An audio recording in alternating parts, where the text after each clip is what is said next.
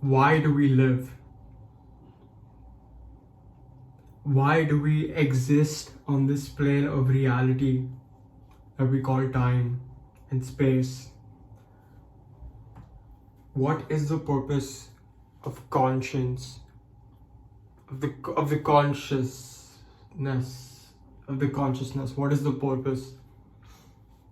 What is the purpose of feeling all of these pains and all of these pleasures throughout an 80-year time period? What is the purpose? There is this concept called alienation. It's been talked about by various philosophers, and it was first introduced by Karl Marx. You may know him as the inventor of communism. And what he had to say is that what he predicted was that capitalism would lead to alienation in society. This is alienation. Alienation presents itself in many forms. The most common is being alienated from what you create.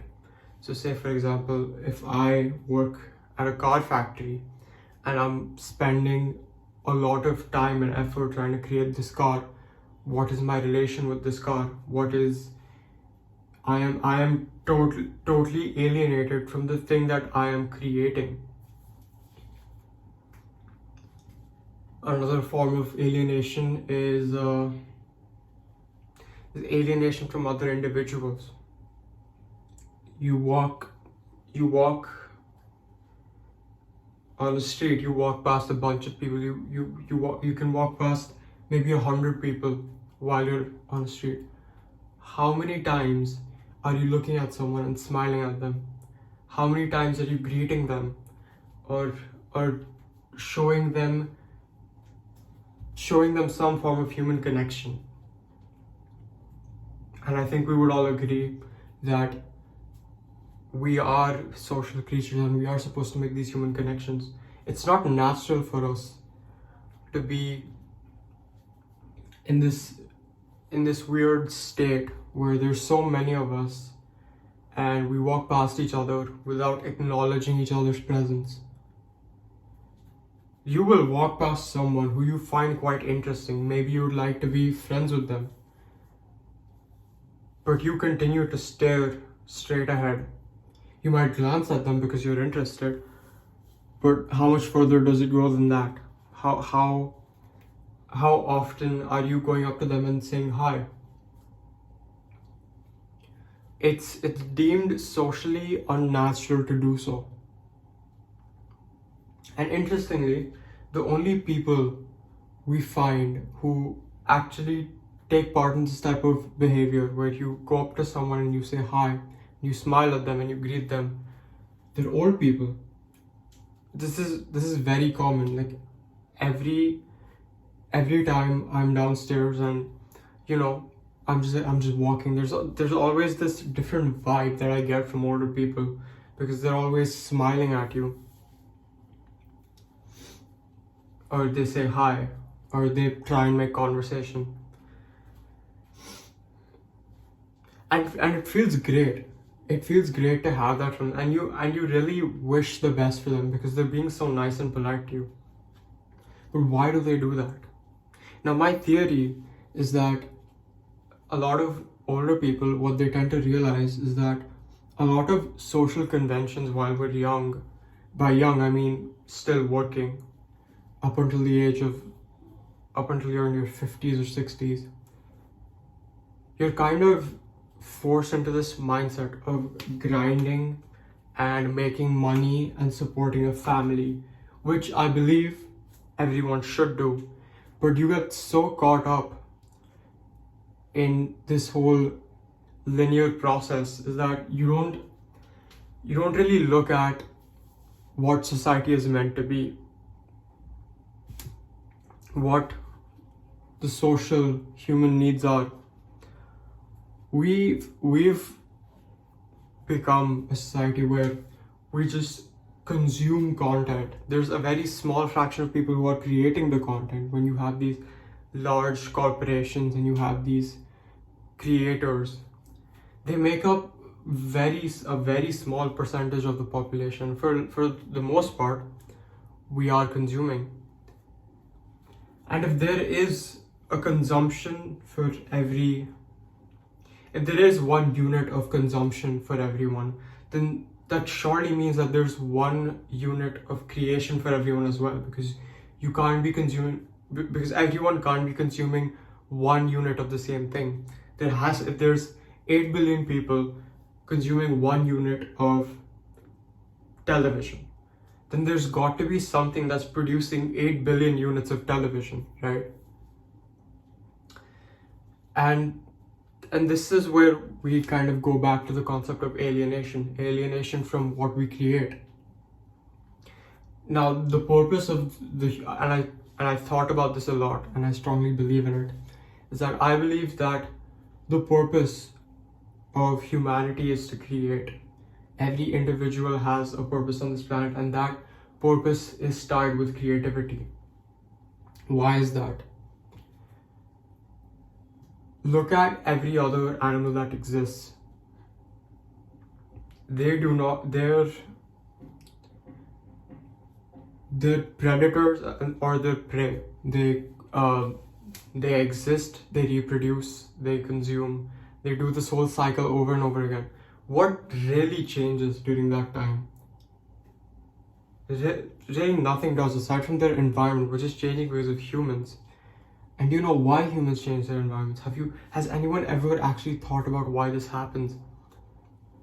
My theory is that we were blessed with these incredibly complex and intelligent consciousnesses.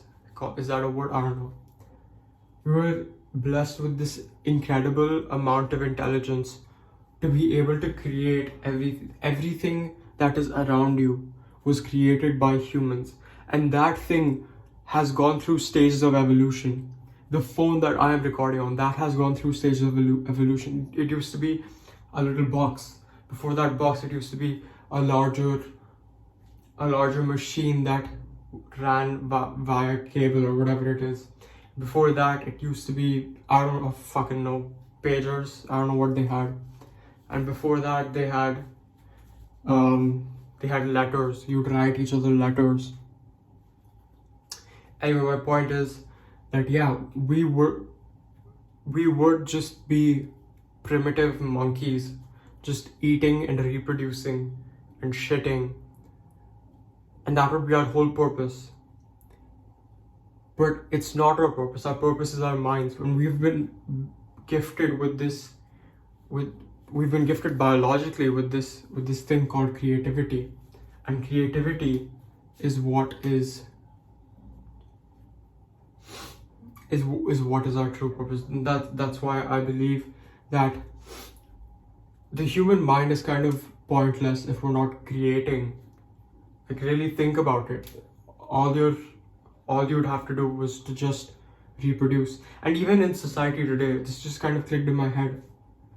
If you want to do basic human things like eat, sleep, and reproduce, you still have to create, because we've created a society that rewards creation. You have to create a product or a service which fulfills the needs of others, and in return they will give you monetary value, and through that monetary value you can purchase these basic necessities, and then on top of that you can purchase whatever luxuries you want, you can have. And despite this, I still feel like we are severely alienated from what we create. And I am very pro-capitalism. I believe capitalism is fantastic. I think it's beautiful, but I still think that alienation is a big problem. This is one of my favorite examples of alienation. We are alienated from other people, not just in that you don't know the person who walks past you, even though they might be an incredible individual who you would be great friends with. You don't really have a reason to go up to them and talk to them. All of the friends you've made because you were surrounded by them, because you had a necessity to go up to them and talk to them. That's how you became friends. Now, speaking of this in evolutionary terms, if you were in a tribe and you would be friends with everyone. Like if there were 100 people, you'd be friends with all 100. And that would be great because everyone would have a purpose in functioning in that tribal society. Everyone would have something to provide value for.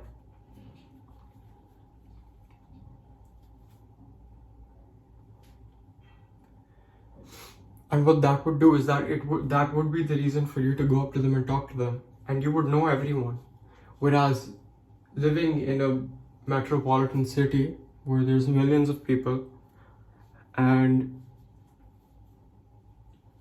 you talk to these people, but you can't talk to everyone because you don't have any necessity to go up to each one of them and talk to them.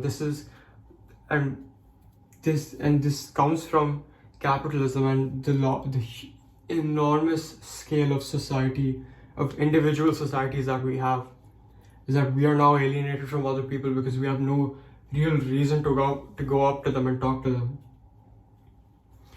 And in some sense, that's what things like social media and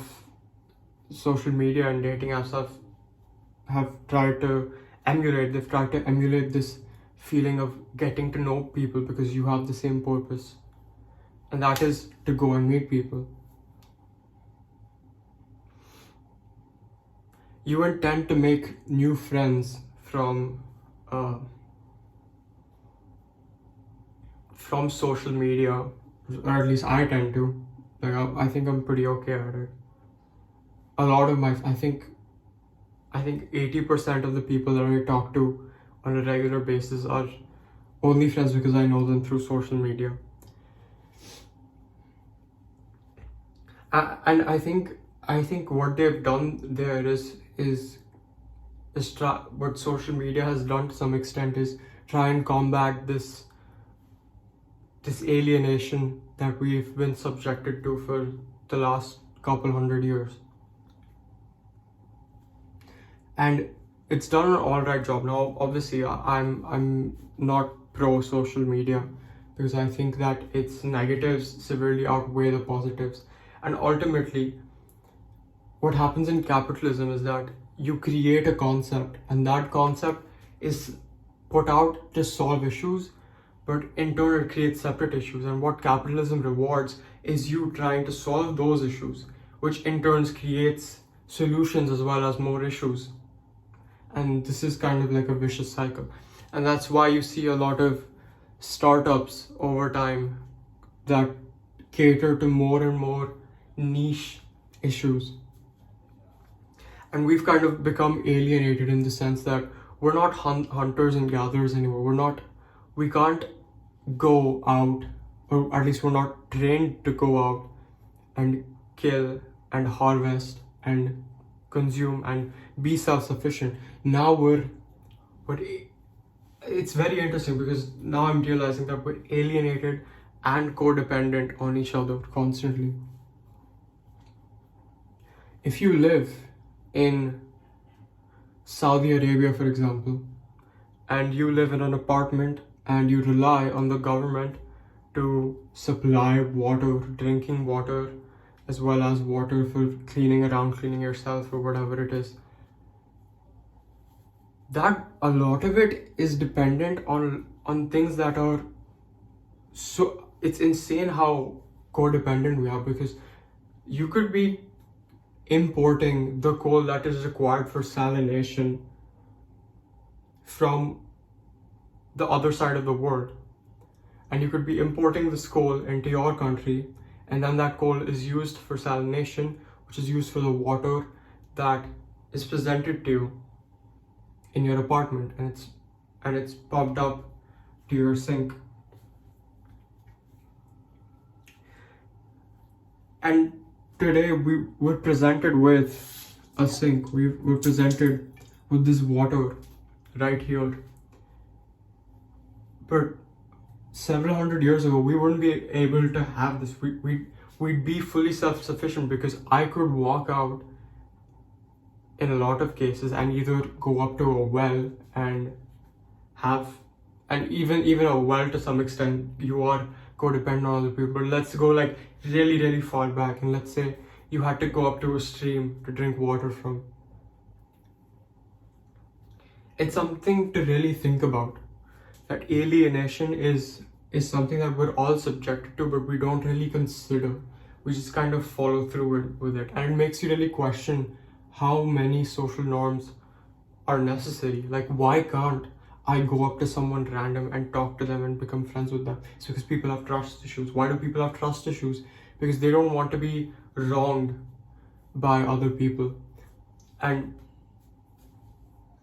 why are people wronged? Because people have this need to fulfill their own needs, and these needs come from capitalism itself. I could go into more detail, but yeah, I think I've covered most points, and I'd like other people to think for themselves around this topic as well, because I feel like alienation is something that kind of passively disturbs me, something that I'm always thinking about. Yeah, so I was just listening to a podcast about Karl Marx and his beliefs on alienation, and I thought they were very interesting beliefs. And yeah, that's all I have to say. Thank you for watching. Hit like, subscribe. Goodbye.